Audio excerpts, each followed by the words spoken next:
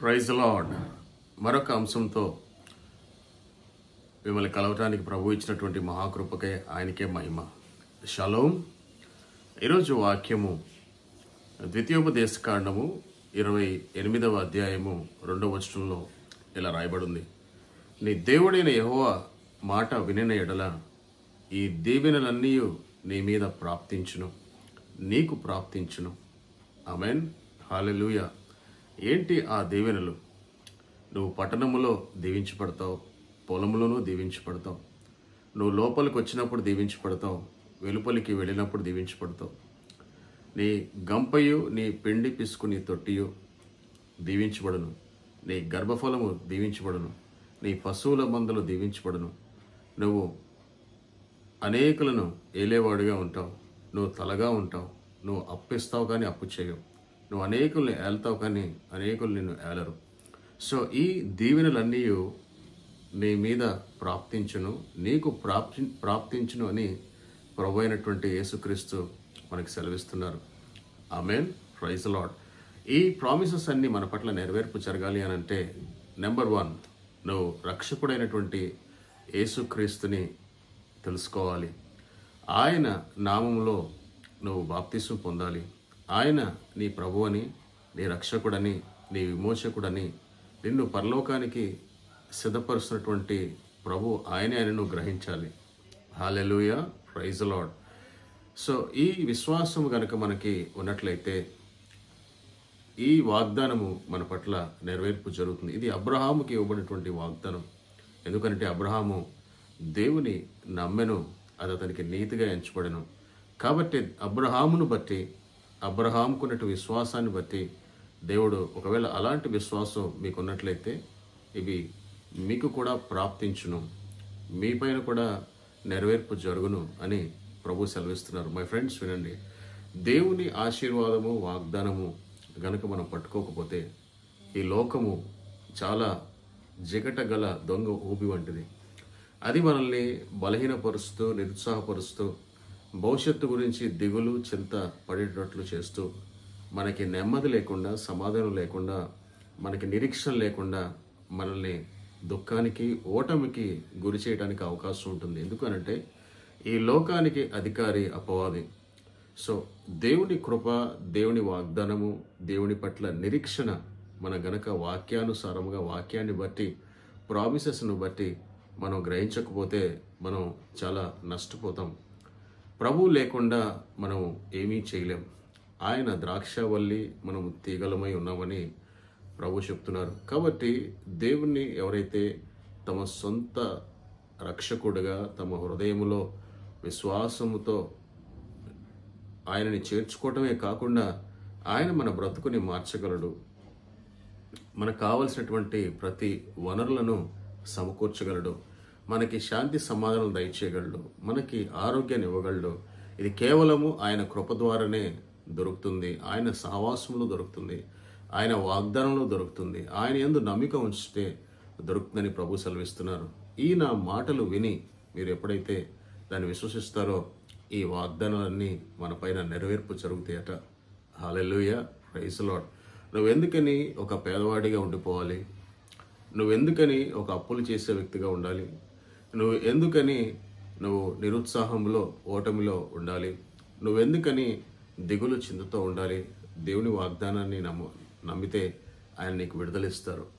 దేవుని ప్రామిసెస్ని ధ్యానిస్తే నువ్వు గొప్పవాడు అవుతావు. యెహోషువతో ప్రభు చెప్పారు, దివారాత్రములు ఈ ధర్మశాస్త్రాన్ని నువ్వు ధ్యానించిన ఎడల నువ్వు వర్ధిల్లుతావని దేవుని వాక్యం చెప్తుంది. మై ఫ్రెండ్స్, ఒక సీక్రెట్ మీకు చెప్తున్నాను. నువ్వు గొప్పగా దీవించబడాలి అని అంటే, నీ జీవితంలో ఎవరూ చూడనటువంటి మిరాకిల్స్ చూడాలి అని అంటే, ఎవరు పొందుకునేటువంటి ఆశీర్వాదం నువ్వు పొందుకోవాలంటే, అందరికంటే నువ్వు టాప్ ప్లేస్లో ఉండాలి అని అంటే, నువ్వు అనేకులు ఏలాలి అని అంటే, నువ్వు చేయాల్సిందల్లా వెరీ సింపుల్. ఏంటి అని అంటే, దేవుని వాక్యాన్ని ఎక్కువగా ధ్యానించి నీ హృదయంలో భద్రపరుచుకో. ఇవి దొరికిన ఎడల అది నీకు జీవమును, నీ సర్వశరీరముకు ఆరోగ్యం ఇచ్చినని సామెతల గ్రంథం 4వ అధ్యాయం 21, 22వ వచనంలో రాయబడింది. దీన్ని విశ్వసించినట్లయితే ఆ వాక్య ధ్యానము మన జీవితాన్ని మారుస్తుంది, గొప్ప దీవెనలకు మన పాత్రలుగా చేస్తుంది. సమస్త జనముల కంటే నువ్వు ఎక్కువగా ఆశీర్వదించబడతావని ప్రభు ఎందుకు చెప్పారు అని అంటే, ఆయన వాక్యములో దీవెన ఉంది, ఆయన వాక్య ధ్యానములో ఆశీర్వాదం ఉంది, ఆయన సహవాసములో కృప ఉంది, ఆయన చిందించిన రక్తములో మనకి విమోచన ఉంది, ఆయన నామములో మనకి విజయం ఉంది. శత్రు బారి నుండి తప్పించుకుని మనం క్షేమముగా భద్రముగా ఈ జీవితము అంతా కూడా మనం సంతోషంతో గడపడానికి ఆయన వాక్యము, ఆయన వాగ్దానం, ఆయన కృప మన ఎడల ఎంతో ఉంది. ఆయన మన కోసమే చనిపోయారు, మన కోసమే తిరిగి లేచారు, ఒక నిరీక్షణ హోప్ మనకు దయచేశారు. ఆమేన్. మరి ఎందుకని నువ్వు దేవుని వాక్యాన్ని, దేవుని వాగ్దానాన్ని, మరి ఆ ప్రామిసెస్ని నువ్వు ధ్యానించకూడదు, ఒక ఛాలెంజ్గా తీసుకోకూడదు, దాన్ని నువ్వు ఎత్తిపెట్టి ప్రార్థించకూడదు? నీ హృదయంలో వాక్యాన్ని ఎందుకని నువ్వు ఒక స్టోర్ చేసుకోకూడదు? మనం మనీని స్టోర్ చేసుకుంటాం, గోల్డ్ని స్టోర్ చేసుకుంటాం, లేదా ఆస్తిపాస్తులను మనం సమకూర్చుకుంటాం, అలాగే జ్ఞానాన్ని సంపాదించుకుంటాం చదువు ద్వారా, ఎడ్యుకేషన్ ద్వారా. అలాగే మీరు దేవుని వాక్యాన్ని కూడా ఎక్కువగా మరి మీ హృదయంలో అది స్టోర్ అవ్వాలి అని అంటే మొదట ఆయన మాటను వినాలి, ఆయన యొద్దకు రావాలి, ఆయన వాక్యాన్ని నువ్వు ధ్యానించాలి, ఆయన వాక్యాన్ని హృదయంలో భద్రపరచుకోవాలి. అది నీరు కట్టిన తోట వలె ఎప్పుడునూ ఉబ్బుకుచుండు నీటి ఊట వలె ఉంటూ నీ ప్రతి అవసరతను దేవుడు తీరుస్తాడు. ఆమేన్. మరి ఒక ఛాలెంజ్గా తీసుకుందాం, దేవుని వాక్యాన్ని విశ్వాసంతో అడుగులు వేద్దాం. సమస్త జనముల కంటే నేను ఎక్కువగా దీవించి దేవుడు నేను అప్పిచ్చే స్థాయికి, నేను అనేకులు ఏలే స్థాయికి, నీ ఆర్థిక వనరులు సమృద్ధిగా దీవించబడే దిశగా ప్రభు మనల్ని నడిపిస్తారు. ఈ ప్రామిసెస్ ద్వారా ఈ వాగ్దానాలన్నీ, ఈ దీవెనలన్నీ నీకు ప్రాప్తించును 100% అని ప్రభు చెప్తున్నారు. హల్లెలూయా. కాబట్టి దీన్ని విశ్వసిద్దాం, దీవించబడదాం, అనేకులకు బ్లెస్సింగ్గా ఉందాం. దేవుడు మన హస్తాల్ని, మన కష్టార్జితాన్ని, మనం చేసే ప్రతి పనిని, మనం వెళ్ళవచ్చు మార్గములలో, అలాగే మనం చేసే ప్రతి బిజినెస్ ఆపర్చునిటీని దేవుడు దీవిస్తాడు. మంచి జాబ్స్ దేవుడు ఇస్తాడు, ఉన్నతమైన స్థానంలో దేవుడు ఉంచుతాడు, మంచి కాలేజీలో సీట్స్ దేవుడు ఇస్తాడు, జ్ఞానము వివేచన ప్రభు ఇస్తారు. ఈ దేవునికి మొదటి స్థానం ఇద్దాం, ఆయన రాజ్యాన్ని మొదట వెతుకుదాం. ప్రభువుని మనం హత్తుకొని అడుగులు వేస్తే దేవుడు ఎవరిని కూడా విడిచిపెట్టే దేవుడు కాదు. ఆమేన్. మరి ఈ ప్రామిస్ ద్వారా, ఈ వాక్యం ద్వారా దేవుడు మనందరినీ కూడా ఈ వాగ్దానంలోనికి, ఈ నిరీక్షణలోనికి, ఈ ఆ దీవెనలోనికి మనల్ని దేవుడు నడిపించి ఈ దీవెనలన్నీ మనకి ప్రాప్తించలాగిన ప్రభు సహాయం మనకు దొరుకునుగాక. ఆమేన్. ప్రార్థన. నా తండ్రి, ఈ వాక్యాన్ని విన్న మా ప్రియులందరినీ మీరు దీవించండి. యేసయ్యా, అయా ఈ నా మాటలు వినిన ఎడల ఈ దీవెనలన్నీ మీకు ప్రాప్తించనన్నావు.